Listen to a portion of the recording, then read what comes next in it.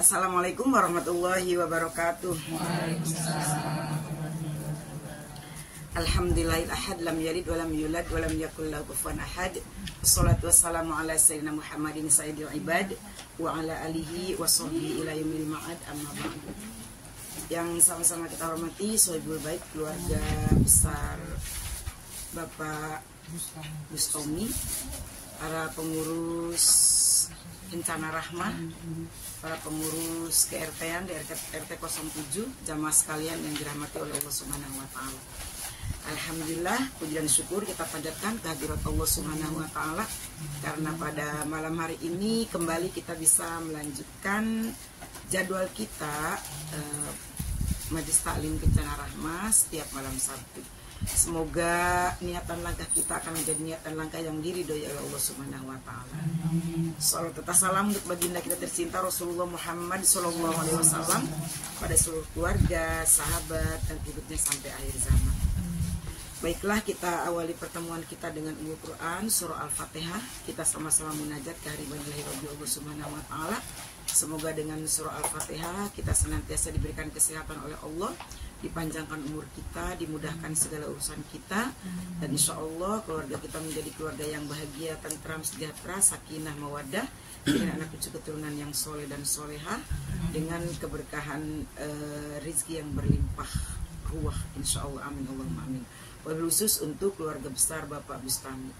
Dan tak lupa dengan Al-Fatihah ini kita juga niatkan kepada seluruh ahli kubur, minal muslimin wal muslimat wal mu'minin wal mu'minat, min masyarikil ardi ila maghribiha bariha wa bahriha. Semoga almarhum dan almarhumah diterima iman Islamnya di sisi Allah Subhanahu wa taala, diampuni dosa-dosanya dan diberikan tempat yang terbaik di sisinya. Ila hadratin Nabi Mustafa sallallahu alaihi wasallam. Al-Fatihah. A'udzu billahi minasy syaithanir rajim. Bismillahirrahmanirrahim. Alhamdulillahi rabbil alamin. Ar-Rahmanirrahim. Maliki yaumiddin. Iyyaka na'budu wa iyyaka nasta'in. Ihdinas siratal mustaqim. Siratal ladzina an'amta 'alaihim ghairil maghdubi 'alaihim waladdallin. Mungkin ketika kita menjalani kehidupan, apalagi di zaman seperti sekarang ini, kalau kita melihat kenyataan di lingkungan kita, kenyataan di negara kita, kenyataan dunia pada umumnya, relatif hati kita itu suka nggak tenang gitu. Bener nggak? Kita baca prediksi dunia 10 tahun yang akan datang, was-was gimana anak kita nanti. Kita baca tentang kemungkinan-kemungkinan yang disebabkan oleh kecanggihan teknologi 20 tahun yang akan datang. Kita juga jadi was-was gitu ya Bu ya. Jadi sekarang ini memang hati kita itu sering berpacu, bukan karena apa ya, bukan karena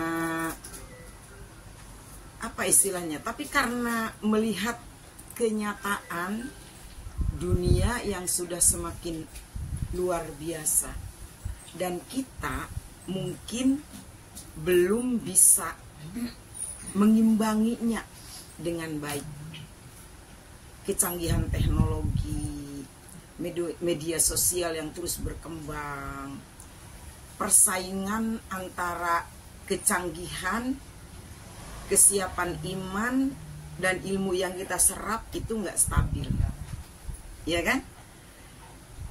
Kita pernah membahas ini waktu belajar hadis Arba'in Nawawi, ya, bahwa ciri-ciri hari kiamat diantaranya ayyatataluna, kok saya jadi lupa.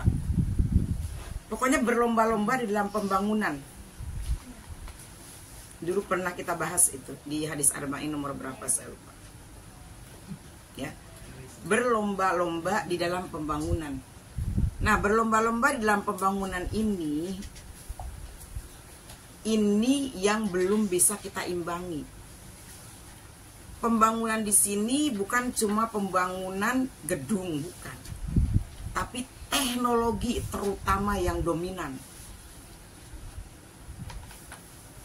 Hati kita masih kerontang, akidah kita kering, keimanan kita lemah, pengetahuan kita tipis, sementara di luar itu, di luar diri kita nih, kecanggihan teknologi kan gesit banget.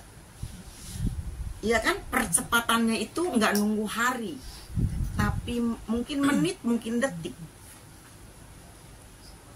Nah, kita dengan segala tidak kesiapannya itu, di situ kita dipaksa untuk mengejar, dipaksa untuk berlari.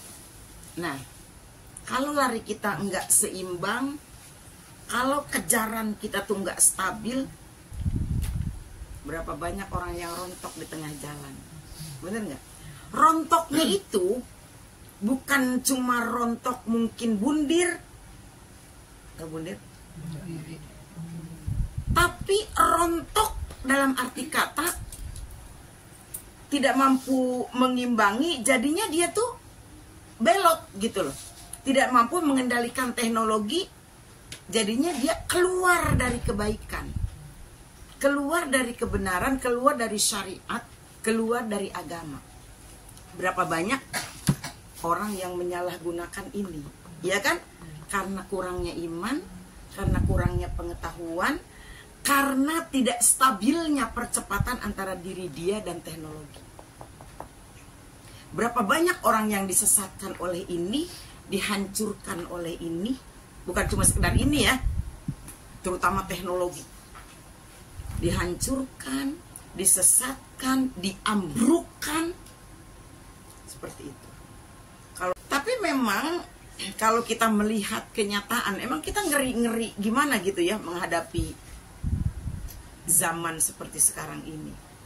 Makanya kita bentengi dari dasar dan dari dalam diri kita.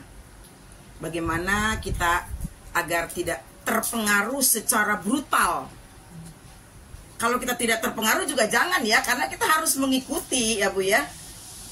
Tapi terpengaruhnya itu jangan brutal. Artinya jangan brutal itu jangan tanpa dasar. Jangan tanpa dasar. Jadi tetap kita harus punya pijakan, harus punya acuan, harus punya pedoman. Lah buat kita umat Islam, beruntung kita. Karena mungkin secanggih apapun zaman, secanggih apapun teknologi, buat kita umat Islam masih tetap yang harus didulukan adalah keimanan dan Allah, juga ajaran agama. Itu yang mungkin membuat kita relatif bisa berenang di dalam keruhnya dunia yang semakin nyata sekarang ini. Ya. Bagaimana agar kita bisa tenang di dalam menyikapi dan menjalani kehidupan yang gesit, pesat, luar biasa kemajuan teknologinya. Jangan sampai kita biar tekor asal kesohor, ya, jangan sampai. Ya, jadi tetap kita berada dalam kesadaran yang kuat, kembali kepada ajaran agama kita yaitu Islam. Bagaimana caranya? Menenangkan hati.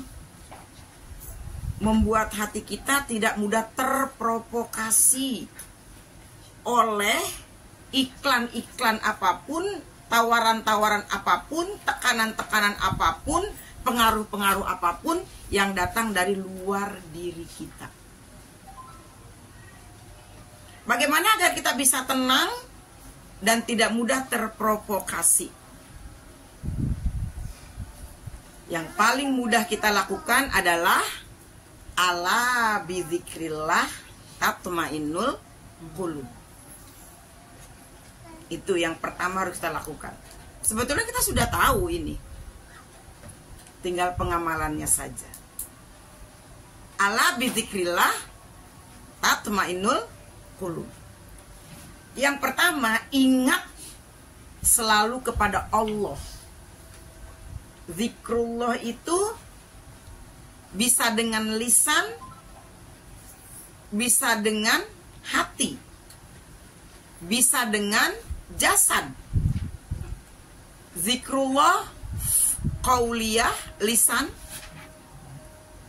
qalbiyah hati, fi'liyah fisik. Ya, bisa juga dengan akliyah akal. Semua dikembalikan hanya kepada Allah. Di mulutnya zikir, ngomong astagfirullah atau la haula wala quwata illa billah. Terutama kita dianjurkan di akhir zaman ini memang sering menyebut la haula wala quwata illa billah. Karena memang kita tidak punya daya untuk mengendalikan dunia dan kecanggihannya. Kan gitu kan? Hanya kekuatan Allah yang bisa menolongnya. La haula wala quwata illa billahil aliyyil azim. Itu diantara qauliyah namanya, lisan, apa saja yang baik-baik. Akliyah, akal kita, bagaimana zikir secara akliyah agar membuat hati kita tenang. Kita sudah membahas kemarin ya, fitrah akliyah, iya kan? Bener gak sih? Ibu pada diem aja. Fitrah akliyah kan? Apa kemarin? Oh rezeki, oh di Umama ya. Mana yang ngaji di Umama? Oh iya, ada fitrah akliyah ya. Nah, dipakai nih. Jadi jangan mentang-mentang kita menerima informasi yang sangat manis dan lezat, yang kadang gak masuk akal, dimasuk-masukin sama kita ke akal nih. Oh kayaknya ini mah ini nih. Oh kayaknya ini mah bakal kakap nih hasilnya nih. Oh kayaknya ini bakal ini nih bakal. Kan gitu kan? Pikir dulu dong, dipakai nih. Kembalikan kepada Allah, mikir, ya Allah. Allah saja setiap membalas apapun yang kita lakukan itu sesuai dengan ikhtiarnya kan? Sesuai dengan banyak dan tidaknya. Sesuai dengan berat dan tidaknya. Keringetnya banyak atau enggak. Nanti balasannya akan sesuai. Masa program yang datang manusia keringetnya bahkan gak keluar keringet terus kita akan dijanjikan akan mendapatkan hasil yang luar biasa. Surga diberikan oleh Allah kepada manusia. Ikhtiarnya harus kenceng bu. Surga namanya. Nggak mungkin surga cuman diberikan kepada orang yang puasa puasa Ramadannya cuman seminggu misalnya. Nggak mungkin, enteng banget. Jadi kalau yang nggak masuk akal kayak gitu, pikirin dulu. Kayak gitu. Nih zikir namanya, ingat. Akalnya harus dikembalikan kepada Allah. Oh iya, mikir. Sesuai nggak nih? Qalbiyah, hati. Resapi dulu. Kalau ada apa-apa, resapi dalam hati. Kenapa nih? Bagaimana nih? Kalau udah diresapi dalam hati, baru nanti nih berpengaruh kepada fi'liyah. Ya, jadi jangan fi'liyah dulu. Akal sama hati nggak dipakai. Dahulukan akal hati baru fi'liyahnya. Insya Allah semua zikrullah yang kita lakukan melalui qauliyah, akliyah, qalbiyah, fi'liyah akan membawa kita kepada ketenangan. Kalau kata Rasulullah mah al-ajalatu minas syaiton. Terburu-buru itu termasuk perbuatan. Kita aja kalau di rumah nyari kacamata terburu-buru. Orang mama taruh tadi di sini, mana sih? Udah diburu-buru, udah ditunggu, nyari kemana-mana, nyari, udah marah-marah, buru-buru. Kata anaknya, itu di mata mama apaan? Oh iya ya, ada di sini. Buru-buru, nggak dicerna, nggak difikir, nggak dirasain dulu, nggak diperhitungkan dulu. Kerjain untuk sesuatu yang tertentu tentunya ya. Jangan pernah lupa doa.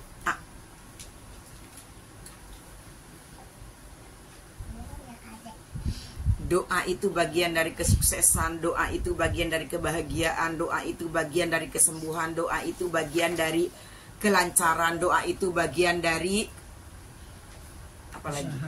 Iya, semua memerlukan doa buat kita. Makanya disebutnya ad-du'a'u mukhul ibadah. Doa itu sumsumnya ibadah. Bagaimana mungkin kita bisa berdiri dengan tegak kalau tulang kita nggak ada sumsumnya? Bagaimana segala sendi kehidupan bisa tegak kalau tidak ada sumsumnya? Apa itu sumsumnya? Doa. Bahkan orang kalau nggak mau berdoa disebut oleh Rasulullah sombong. Ya kan? Sumsum loh. Nih, usia-usia seperti saya. Tadi baru ketemu temen cerita. Lagi sholat asar, dia duduk di kursi. Maaf ya Bu, saya sholatnya di kursi. Kenapa ini lutut saya? Sama. Saya juga kalau bangun ntar bunyi kretak gitu. Kretak, ini lutut bunyi. Kan gitu kan? Sumsum ya, mungkin itu ada kaitannya dengan sumsum kali ya. Pelumasnya itu mah ya. Tapi sumsum juga pengaruh ya. Ya Allah, kalau nggak ada sumsumnya. Jogging juga besok Bu. Oh, jogging. Kayak gitu. Biar nggak bunyi. Ya biar nggak bunyi, bener. Ad-du'a'u mukhul ibadah. Jadi segala sendi kan sumsum ada di situ ya. Segala sendi kehidupan ada di dalam tulang ya sumsum ya. Sendinya akan bisa tegak dengan baik kalau proses dari kalau sumsumnya yang dalam tulang itu juga bisa berfungsi dengan baik. Makanya kita umat Islam dari kecil kita diajarin apa aja kita mau pakai doa. Ini namanya bebek galon. Kita ngajarin anak kita mau makan pakai doa. Habis makan doa, mau tidur pakai doa. Semua pakai doa. Semua, nggak ada ajaran Islam yang nggak pakai doa. Apa coba? Ke tempat paling kotor sekalipun toilet pakai doa. Ke tempat yang paling bersih masjid pakai doa. Mau melakukan sesuatu yang kelihatannya negatif pakai doa. Positif dong, pahala ya. Apa aja kita pakai doa. Karena emang sumsum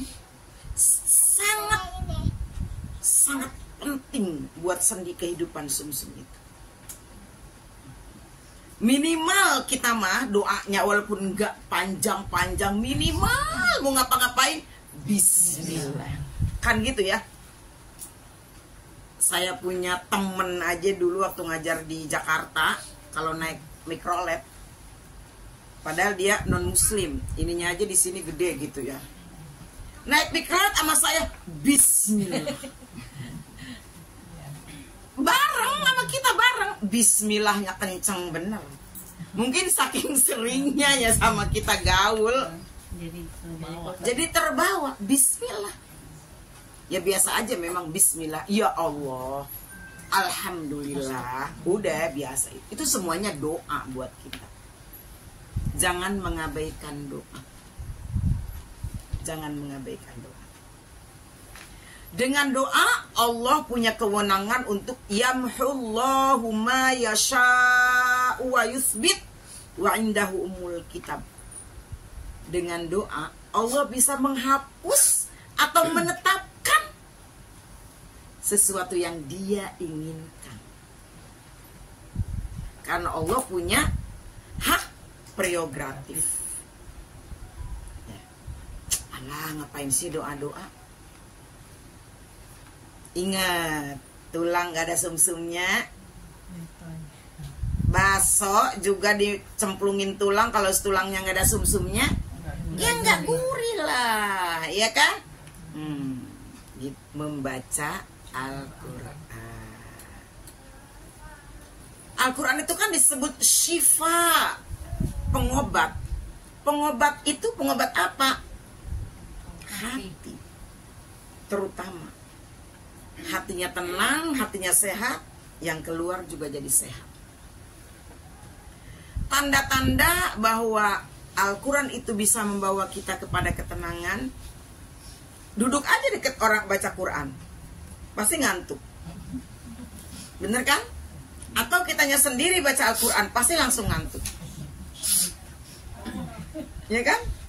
Pasti ngantuk. Kenapa ngantuk? Karena tenang. Ngedengerin orang ngaji. Ngantuk. Coba ibu bulan puasa tadarus di musola ya, suruh nyimak. Sampai begini-begini nih. Saking ngantuknya. Tenang ngedengerin. Apalagi kalau bacanya yang udah enak gitu ya, udahlah kita ngantuk. Karena tenang. Orang nggak mungkin ngantuk kalau nggak tenang. Coba kalau lagi banyak pikiran, kacau, kalut, kusut, nggak bisa tidur.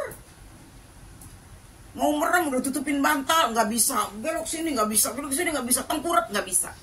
Karena pikirannya lagi kalut, lagi kacau. Tapi orang kalau pikirannya tenang, hatinya tenang,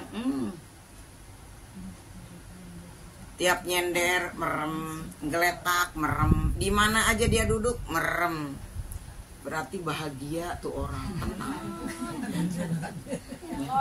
Ya, iya. Beruntung loh, Bu. Beruntung orang kayak gitu. Nggak punya beban hidupnya. Di mana aja merem. Pokoknya nggak boleh nempel tuh pantat. Di mana aja merem. Ya, pelor. Antri sembako merem dia mah. Antri jajan merem. Ngantri apa aja merem. Ada loh yang berdiri merem. Iya. Ada yang berdiri merem. Itu nikmat banget itu hidup begitu. Iya naik kereta bisa berdiri merem. Nikmat bener ya kan? Nikmat itu. Seperti itu. Ya. Enak ya.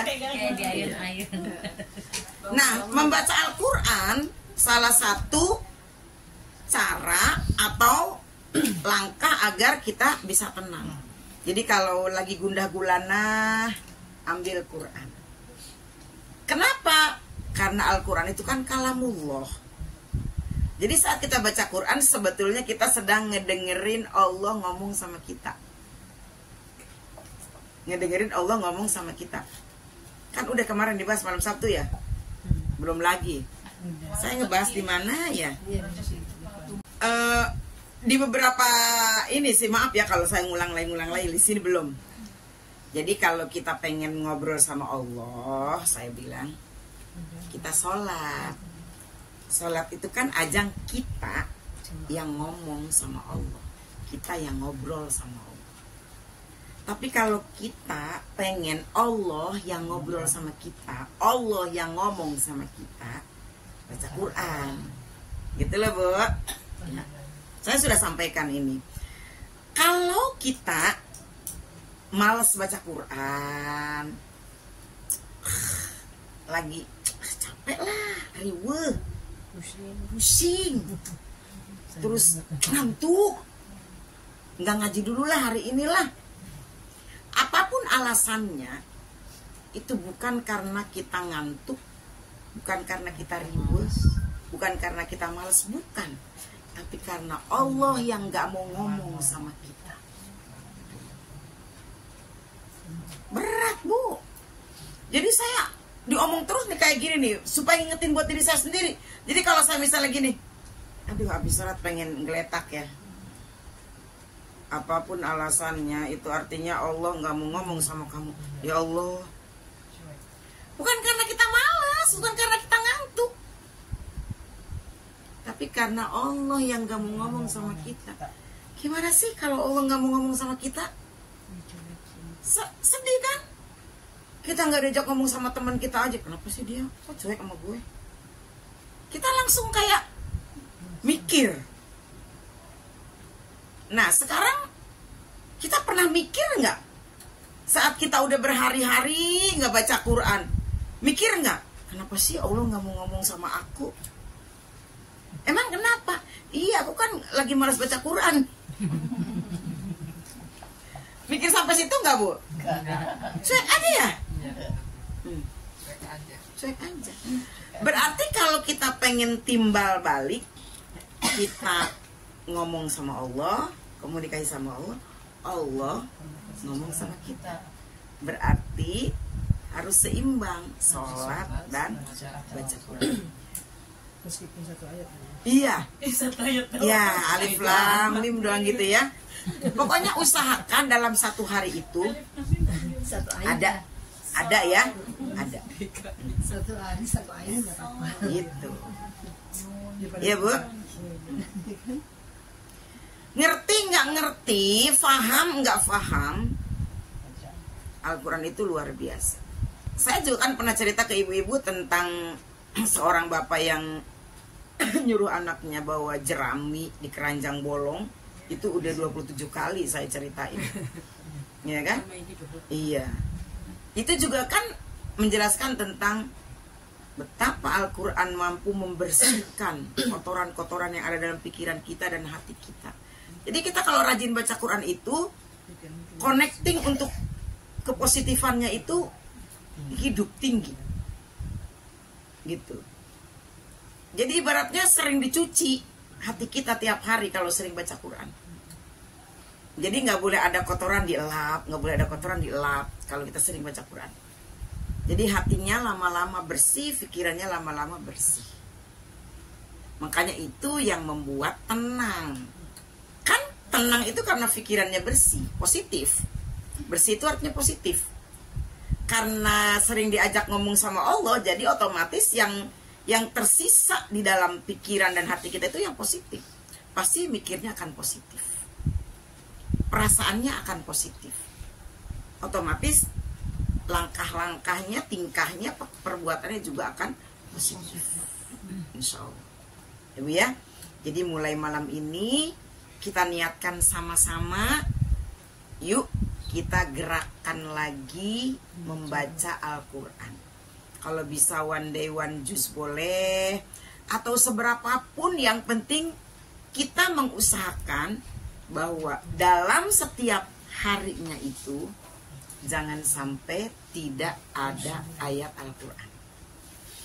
Kalau tidak ada ayat Al-Quran yang kita baca, berarti hari itu Allah tidak berbicara dengan kita.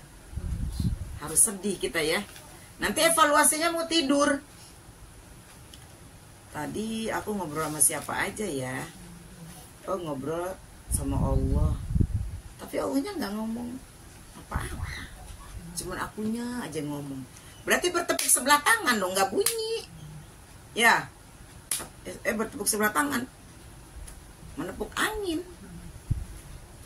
Tapi kalau kita rajin sholat, rajin baca Quran, berarti nyambung hubungan kita dengan Allah. Yang selanjutnya, nah ini yang hablum minanas nih, menjaga hubungan baik dengan sesama. Ternyata menjaga hubungan baik dengan sesama itu merupakan bagian dari langkah-langkah untuk mencapai ketenangan hati.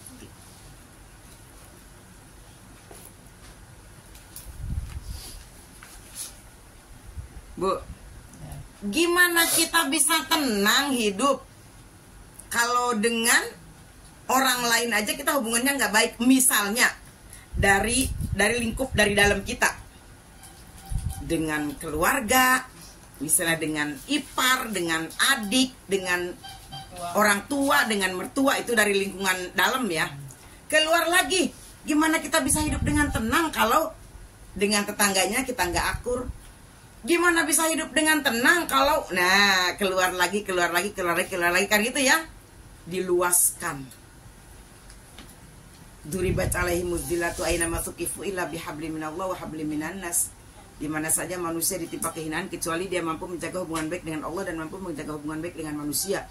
Itu sudah qat'i, sudah pasti. Kalau kita hanya menjaga hubungan baik dengan Allah, nggak tenang kita hidup di dunia. Nggak tenang. Kan hablum minallah itu untuk kita nanti di akhirat kan gitu ya. Hablum minannas ya untuk di dunia. Kalau dilihat dari pelajaran sosiologi ya namanya. Manusia itu kan makhluk sosial kan? Apa kalau bahasa kerennya? Ora et labora.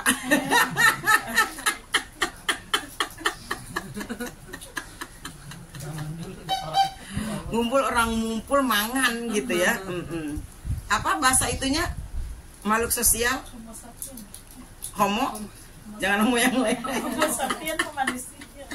Nah, kayak gitu. Manusia itu kan makhluk sosial. Manusia yang bagaimanapun, manusia yang seperti apapun, dia harus berhubungan dengan orang lain. Tidak mungkin dia tidak berhubungan dengan orang lain. Tidak mungkin dia tidak membutuhkan orang lain. Tidak mungkin ia tidak menjalankan interaksi dengan orang lain. Tidak mungkin. Jadi kalau kita merasa cukup dengan diri kita sendiri, nggak tahu akan menjadi seperti apa. Dan Islam mengajarkan ukhuwah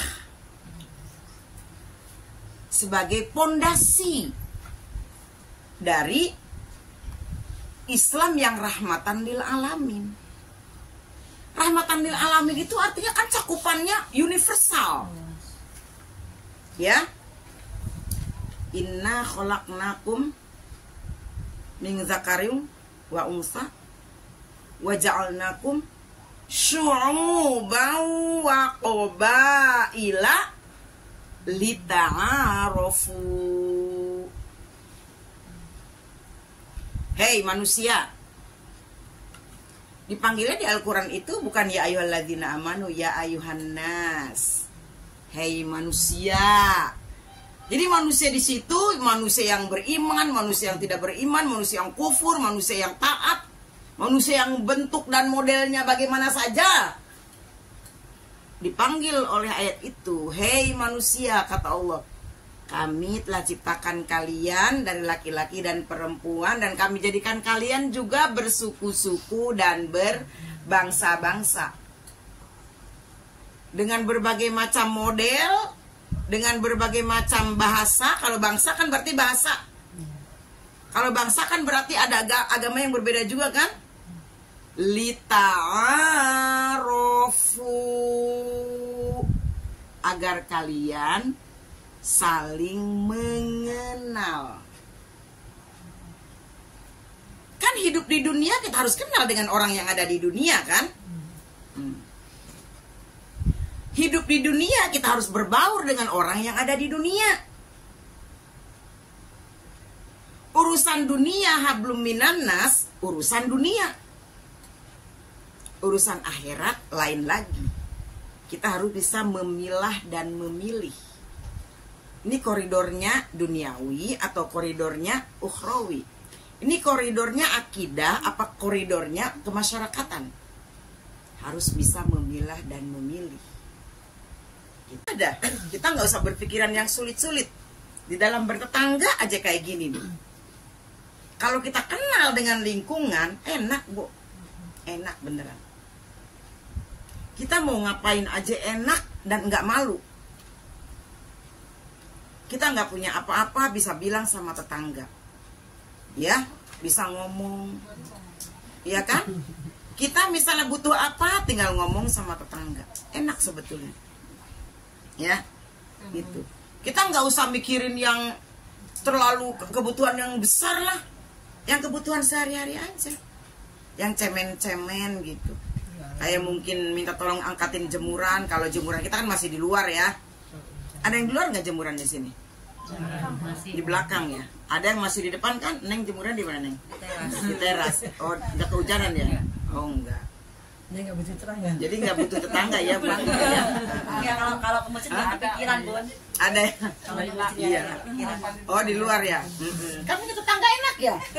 Tinggal nge-WA aja. Ada yang apa? Oh nggak diangkatin ya Allah, kasihan banget. Iya kan? Kebebasan. Tetangganya kebiasaan. Aku nanti beban tetangga malah. Ya nggak apa-apa, namanya juga saling Baru membantu. kemarin ya. Apa pas berangkat tuh nggak ada Cerah. Terang ya? hujan, mamanya sejam nggak tahu. Wah. Tuh, tetangganya ngangkatin nggak?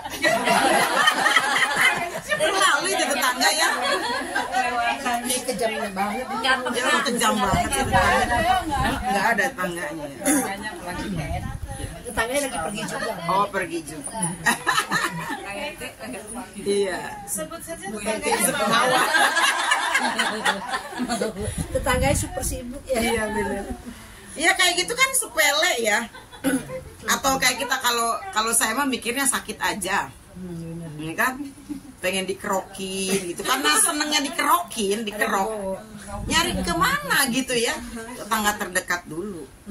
Kalau saya mah lain, saya kan nggak main. Butuh cabai mahal. Tinggal WA juragan. Oh gitu. Terang, minta cabai. Oh Kalau iya. nggak Ajeng minta cabai. Iya. Kan enak kan? Ya iya. Gitu. Itu untuk hal-hal yang sifatnya cemen.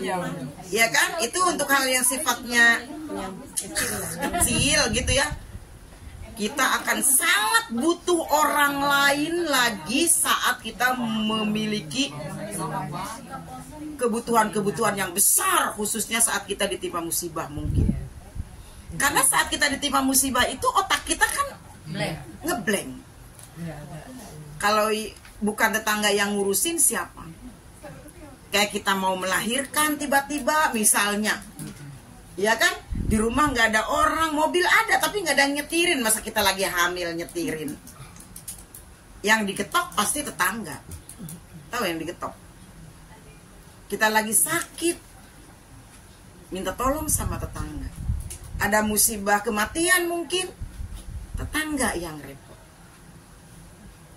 Mungkin kan kita malu ya kalau tadinya nggak pernah nanya sama tetangga, nggak pernah guyup dengan lingkungan. Tiba-tiba kita perlu, kita baru nanya. Malu ya Bu? Ya malu, Pakai masker. tapi mau bagaimana? Supaya hati kita tenang, ciptakan interaksi yang positif dengan lingkungan khususnya di mana kita tinggal. Itu aja dulu. Kita nggak usah mikirin yang jauh-jauh dulu. Ciptakan interaksi yang positif dengan lingkungan di mana kita tinggal. Itu dulu. Karena kita pasti butuh mereka. Pasti. Coba deh, pasti. Pasti kita butuh lingkungan, pasti. Jadi jangan sampai sama lingkungan cuek, giran susah, baru tetangga. Giran seneng, lupa jauh. Kalau saya nyontoin, maaf nih, ada yang punya warung nggak di sini? Ada. Di sini ada warung? Ada.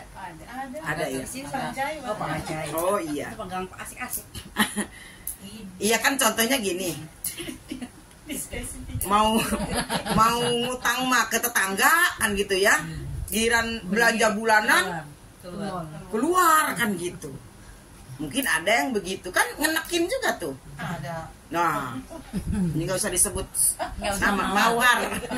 Sebut saja Sebut saja mawar. Kan gitu. Giran ngutang lu sama gue lu. Giran lu belanja lu ke sono gitu kan. Itu jangan seperti itu. Utamakan dulu tetangga.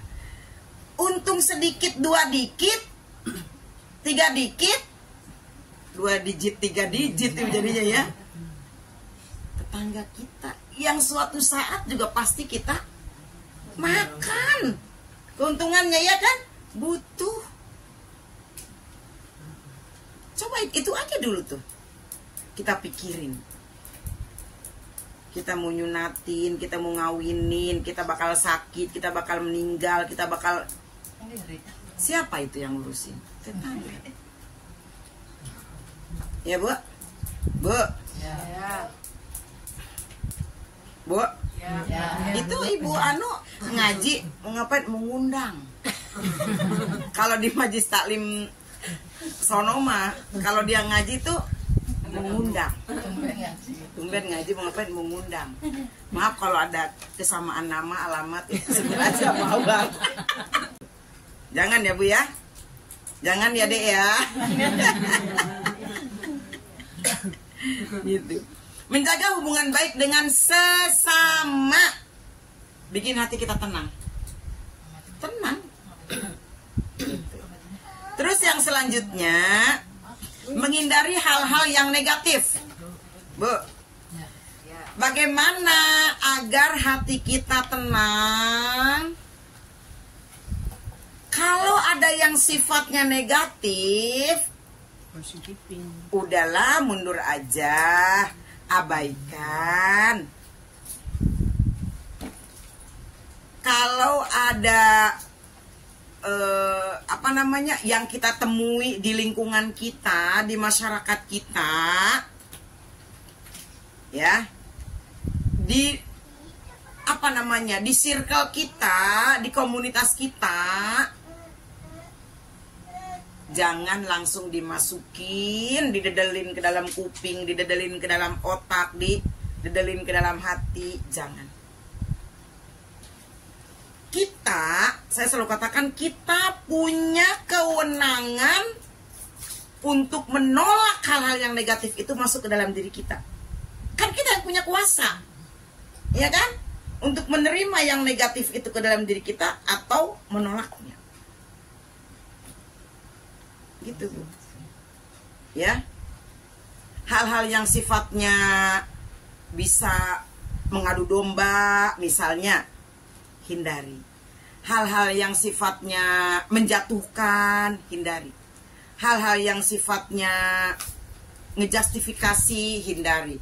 Pokoknya hal-hal yang negatif apapun itu bentuknya, baik yang dari kita untuk orang ataupun yang dari orang untuk kita, usahakan kita bisa memagari itu. Yang dari diri kita jangan sampai keluar ke orang lain. Orang jadi sakit hati oleh kita, orang jadi tersinggung oleh kita, orang jadi panas oleh kita, orang jadi berantem gara-gara kita. Pagerin diri kita, jangan sampai itu keluar menyentuh ranah hati dan pikiran orang lain.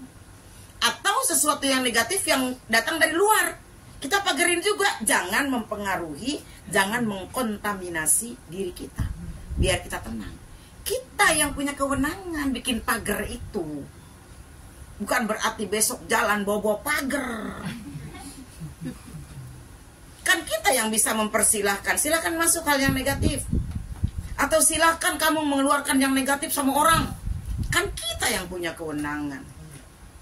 Ya, kita nggak akan mungkin bisa menyakiti orang kalau kita tidak mengizinkan mulut ini atau sikap ini untuk menyakiti orang. Kita nggak akan mungkin bisa menzolimi orang kalau kita nggak mengizinkan untuk menzolimi orang. Kan gitu. Kewenangan mutlak ada di kita. Begitupun ketika orang menzolimi kita, nggak akan masuk ke dalam hati kita, nggak akan masuk ke dalam pikiran kita kalau kita tidak mengizinkannya masuk. Dia tuh ngezolimin lo, masa sih? Ya udah biarin aja, gue nggak bonyok ini. Dia tuh ngatain lo, biarin aja, gue nggak berdarah-darah ini. Biar doer, biar apa, nggak masalah dia ngomongin gue, biarin aja, gue sih enjoy aja. Gitu. Ya Bu? Bu? Ya.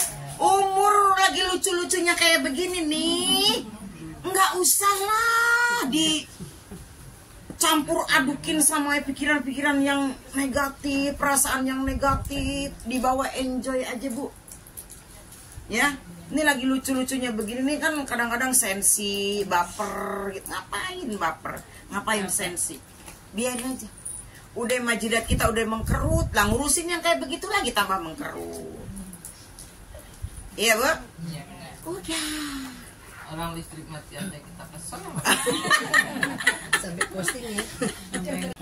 Ya ayyuhalladzina amanu jtanibu katsiran minaz dzonni inna ba'dadz dzonni ismun fala tajassasu wa la yaghtab ba'dukum ba'du ayuhibbu ahadukum an ya'kula lahma akhihi maitan fakarihtum. Kan tadi ingetin tuh zon berprasangka, ya kan? Jauhin kata Allah. Inna ba'dadz dzonni ismun, sebagian prasangka itu dosa. Ya. Wala tajassasu, jangan suka kecewas-kecewis. Tajassus. Ya.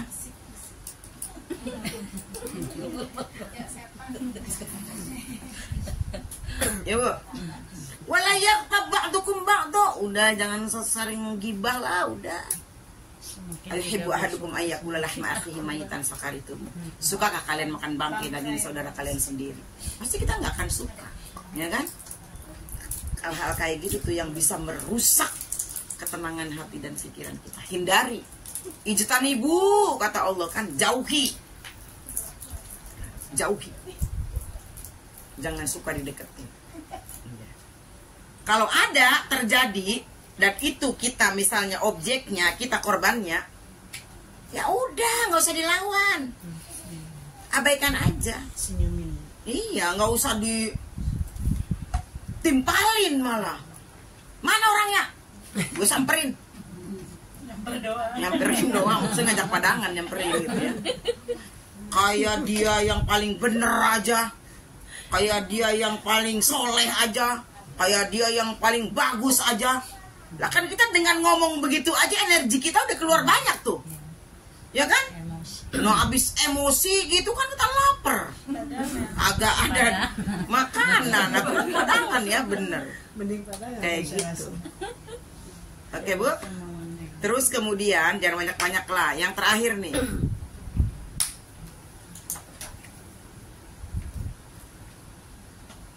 Coba banyak merenung. Ya Bu.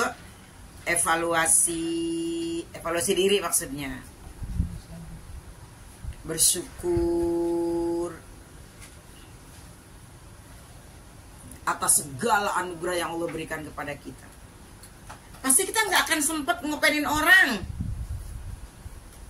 Kita merenung buat kebaikan diri kita sendiri, mengevaluasi buat kemajuan diri kita sendiri, bersyukur atas segala anugerah yang Allah berikan kepada kita. Kita nggak bakalan sempat Bu. Sibuk kita, sibuk ngurusin apa? Ngurusin kemajuan diri sendiri. Sibuk ngurusin apa? Ngurusin kehebatan diri sendiri. Ngurusin apa? Ngurusin kualitas diri kita sendiri. Habis waktu. Habis. Lawang dari diri kita sendiri aja masih banyak yang harus diurusin, ngapain ngurusin orang? Lah orang mau udah kurus. Nggak usah kita urusin. Ya. Itu. Evaluasi, merenung, atau kegiatan-kegiatan yang positif. Perasaan kalau kita bikin agenda Bu, kerjaan banyak banget. Banyak banget. Jadi kita nggak bakalan sempat. Jadi kalau ada orang yang masih sempat ngurusin kehidupan orang, kalau ada orang yang masih sempat ngurusin suami orang, kalau ada orang yang masih sempat ngurusin ngomenin anak orang, ngomenin pekerjaan orang, artinya orang itu waktunya masih longgar. Benar nggak Bu? Iya longgar dia. Kok sempat sih? Kok sempatnya sih? Dia ngomongin anak orang? Kok sempatnya sih dia ngurusin ngomongin suami orang? Kok sempatnya sih dia ngurusin keluarga orang? Berarti dia banyak waktu. Coba lihat setrikaannya, numpuk nggak? Coba lihat cuciannya. Tuh. Karena kalau kita melakukan apa yang seharusnya kita lakukan, kita nggak sempet tuh ngeliatin anak orang, ngeliatin keluarga orang, nggak sempet. Yang mana ya? Itu loh, yang anaknya ini gini. Bu?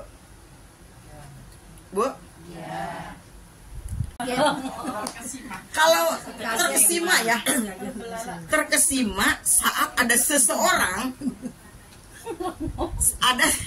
saya sampai tidak bisa berkata-kata, cuma kalau mangap gimana?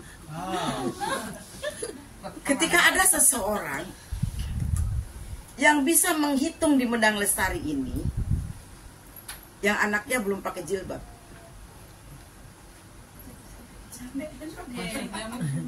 Jadi gini, di Medang, dimulai dari RW 9 yang anaknya belum pakai jilbab. Anaknya ini di RT ini, anaknya ini di RT ini, di RW 8 anaknya. Saya sampai melongo, mulut saya kaget, sebanyak itu dia tahu. Di cuciannya udah dikerjain. Padahal menurut saya dia itu orangnya nggak bergaul. Iya, cuciannya di rumah udah dikerjain orang Karena lain. nggak bergaul, Bu, waktunya banyak buat Iya, bisa jadi. Saya sampai nggak bisa berkata-kata, saya. Kan sekarang tajasus lewat hati. Oh iya benar. Dia status ya. Satu dan status ngomong grup. Bener. Udah. Gitu loh, Bu. Itu kan di otak saya nggak kepikiran loh, Bu, ngitungin anak orang yang belum berjilbab. Di otak saya nggak ada loh, Bu. Nggak kepikiran sampai segitunya gitu. Ibu aneh nggak? Aneh, iya. Aneh. Banyak sekali waktunya gitu ya. Ya Allah. Jangan-jangan nanti dihitung juga tuh yang suaminya jenggotan, yang suaminya pensiun, yang Ada yang bilang oh, gitu. suaminya ini yang cakep yang ini. Oh. Itu masih mendingan katanya. Kalau cakep. masih normal ini. Kalau yang cakep masih normal. Ternyata emang kehidupan itu begitu ya, Bu. Jangankan saya lihat gelas meja cakep.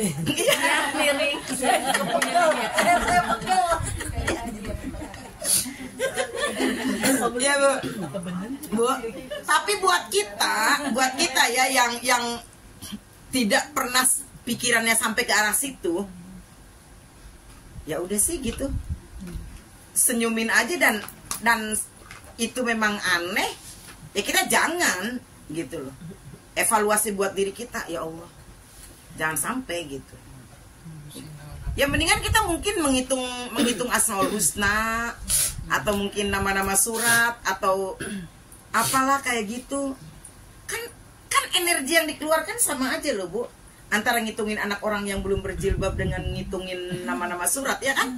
Energinya tapi mungkin beda, lebih capek itu ya. Satu ada bantuan setan, yang satu Oh iya kalau iya bener gitu ya. Kalau surat kan Digangguin ya. Iya. Ngantuk sih. Itu sekedar contoh aja bahwa emang hidup itu kadang-kadang konyol ya, Bu ya. Bener nggak, Bu? Iya, kadang-kadang aneh gitu. Tapi ya memang kenyataan hidup itu ya kayak gitu. Ya anggap aja romantika buat kita, hiburan aja ya, Bu ya. Bahwa memang yang menurut kita aneh tapi memang nyata. Tadi kita sampai mengusahakan langkah-langkah agar mencapai ketenangan. Emang kenapa kalau hati kita tenang? Apa manfaatnya kalau hati kita tenang? Masih nyambung. Mengurangi stres, ya kan? Mengurangi stres. Kalau hati kita tenang, ibadah tenang, ya kan? Terus bisa meningkatkan kualitas hidup, kualitas kerja, kreatif, produktif. Kalau hati tenang, kan bermanfaat juga untuk kehidupan berkeluarga kita, ya kan? Kalau pikiran ruwet, hati geradak geruduk, nggak tenang, kacau, jangankan untuk membuat kreativitas yang keren-keren, lawang bikin sambal aja bisa kacau. Iya kan, Bu? Saking tidak tenangnya bikin soto, Sampai salah ngambil bukan garam tapi gula biang. Bukan sitro. Pas dicoba kok begini ya. Taruhin lagi gula biangnya, dikiranya kurang garam.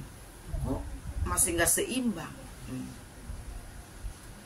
Nggak bisa membedakan mana tempat garam, mana tempat gula, mana tempat mecin, karena nggak tenang. Boro-boro nih pengen menciptakan kreativitas yang luar biasa untuk hal sepele seperti masak sehari-hari saja. Kalau kita lagi nggak tenang nggak bisa. Ya, itu. Terus apalagi yang paling penting buat kita, dengan ketenangan hati itu kita bisa memperkuat keimanan.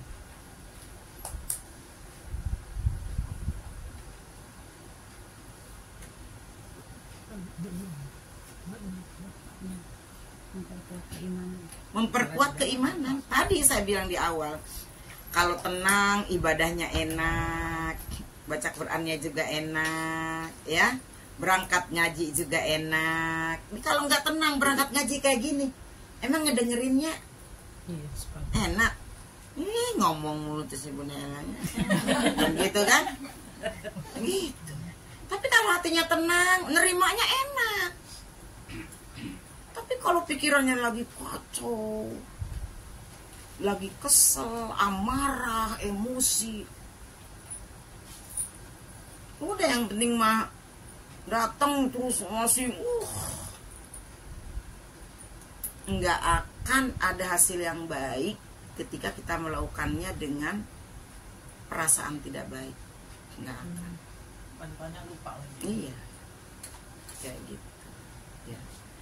Orang tenang lebih ibadahnya lebih fokus, kerjanya lebih fokus, berkaryanya lebih fokus, dan orang tenang itu biasanya selalu bersyukur. Syukur dimulai dari tenang. Tenang dulu, bersyukur.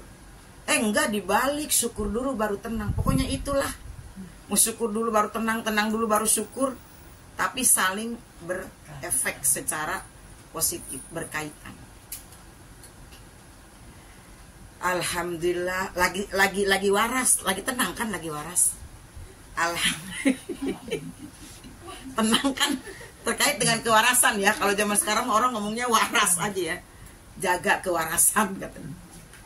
Kalau lagi tenang mah ya, ngadepin nasi pakai tempe aja, pakai sambal gitu ya, pakai kerupuk dikit, pakai goreng bawang, pakai sate dikit gitu. Asyhaduallah lagi. Alhamdulillah, masya Allah, tabarakallah, nikmatnya ini makan. Kalau lagi tenang makan gitu ya. Tapi kalau di sini aku tiap hari gue nih kacang deui, toge deui, ngomel aja. Bukan saya. Karena nggak makan. Nggak pernah makan. Kan kayak gitu. Akhirnya kan mana bermanfaat tuh yang dimakan. Akhirnya habis makan mencret karena stres. Nggak jadi daging kan? Iya. Itu makan mulu kenapa nggak gendut-gendut dah itu? Enak dong. Iya enak dong ya. Berhasil ya. Kayak gitu. Pada tenang ya. Jadi daging ya. Napas aja jadi daging dia makan. Boro-boro makan ya. Minum aja setetes langsung gelayut. Ya gitu. Ya, Bu? Ya. Bu? Ya. Itu manfaat ketenangan. Bisa memperkuat keimanan kita. Karena semua bisa dilakukan dengan baik kalau kita tenang. Berpikir tenang, merasa tenang, bersikap tenang, berkarya tenang. Udah, ayem aja hidupnya, enak. Senyum, ngangguk, tatapannya indah, ya kan? Sikapnya indah, semuanya indah. Orang yang ngelihat kita juga senang. Lah ini ada orang yang otaknya kusut, mulu hatinya kusut, tatapannya kusut. Lah kita ngelihatnya ikut kusut. Ya, kita ngelihatnya ikut kusut, jangan. Kita harus menularkan hal-hal yang bersifat positif. Yang negatif mah dikubur aja, dibuang jauh-jauh. Jangan ditularkan, ya. Apaan? Istighfar, astagfirullah. Oh. Semua masuk. Ingat Allah. Iya, Bu. Ya, udah tenang semua kan? Tenang. Nggak ada yang ditanya, nggak ada yang di-share, nggak ada yang dikomenin. Semua sudah tenang. Udah masuk, udah minum. Tenang ya. Alhamdulillah berarti berhasil. Mohon maaf ya Ibu ya, bukan saya menggurui. Kalau ada candaan juga jangan tersinggung. Kalau ada contoh, jangan ibu-ibu. Emang tadi yang diceritain siapa sih? Siapa bos yang tanya? Mawar. Ya mawar itu namanya. Jangan juga suka dikait-kaitkan. Kayaknya si Anu itu RT3 itu. Jangan ya. Jangan suka dikait-kaitkan. Kadang-kadang saya cerita itu dari kenyataan kehidupan. Kadang-kadang saya dari membaca. Kebetulan saya seneng membaca kisah-kisah inspiratif kayak gitu tuh, buat mendukung. Tiba-tiba aja nongol cerita yang ini di otak, tiba-tiba nongol cerita yang ini di otak. Jadi saya kalau ngomong itu, kalau mau ngasih materi nggak pernah misal ntar saya ceritanya ini, enggak Bu, sekonek-koneknya aja di otak saya, nanti yang nyantel yang mana kan gitu kan. Jadi jangan ibu nikahnya Bu Naila nih nyiapin cerita nih buat enggak. Jadi mohon maaf ya tadi kalau connecting saya dengan cerita ini itu tidak direkayasa, udah dengan sendirinya aja gitu. Dari mana aja dapatnya ya gitu. Ya mohon maaf ya Ibu ya. Tadi kalau ada kesamaan nama, kejadian, alamat, ya siapa namanya tadi? Mawar. Sebut saja Mawar ya Bu ya. Mohon maaf ya Ibu ya. Mohon maaf, semoga ini adalah ajang pengingat diri saya pribadi dan dalam rangka watawasau bil haqi watawasau bis sabr. Terima kasih sekali lagi, mohon maaf yang sebesar-besarnya. Kita tutup dengan doa kafaratul majelis. Subhanaka Allahumma bihamdika asyhadu an la ilaha illa anta astaghfiruka wa atubu ilaik. Assalamualaikum warahmatullahi wabarakatuh.